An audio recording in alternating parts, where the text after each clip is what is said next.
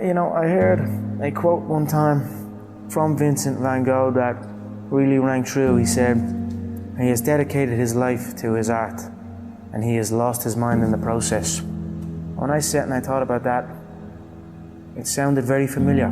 I have given every single thing, every ounce of my life to this craft, to perfecting my craft, and I continue to do so. And in the process, I have lost my mind to regular society, to people who wake up at 9 a.m., who clock out at 5 p.m. They would look at me and say, I've lost my mind, but me, I have found it almost. My name is Conor McGregor. I'm a professional MMA fighter. My dream is to be world lightweight champion in the UFC, have more money than I know what to do with, and have a great life for my kids, my grandkids, everyone in my family, everyone that's come up with me. That's my dream. My dream is to be number one. Most young men, why they got into martial arts was to defend themselves. I started off really being into football.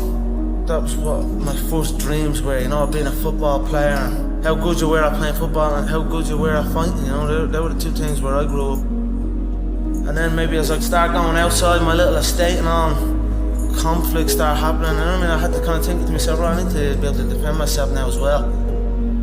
Not even to get back at anyone around, just to kind of be like, alright, this guy knows what he's at, just leave him alone. Now that's it, I don't know why I'm doing it other than that really. Now I'm obsessed.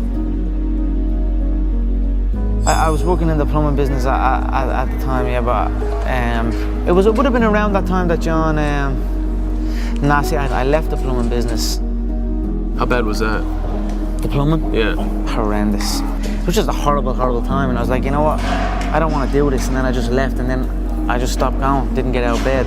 Then my dad would come in and try and bait me out of bed, and we'd have fights, and literally, for a good while I never spoke. I didn't really speak to my dad. We just kind of stayed away from each other. Anytime I come across my dad, anytime we did speak was to fight. Why did it get to that point, to where he was that mad? Because I was doing absolutely nothing. I was out getting into trouble. Yeah, basically felt like I was doing fuck all. I was a waster. You know what I mean? I was a waster. Got that, called that a lot. You know what I mean?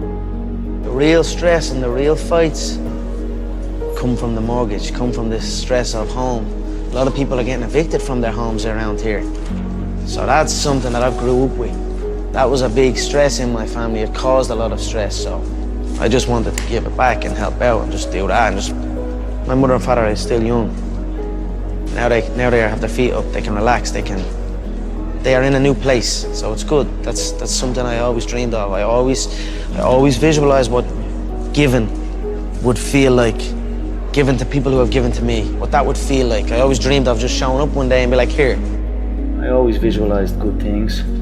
I always visualized victory, success, abundance.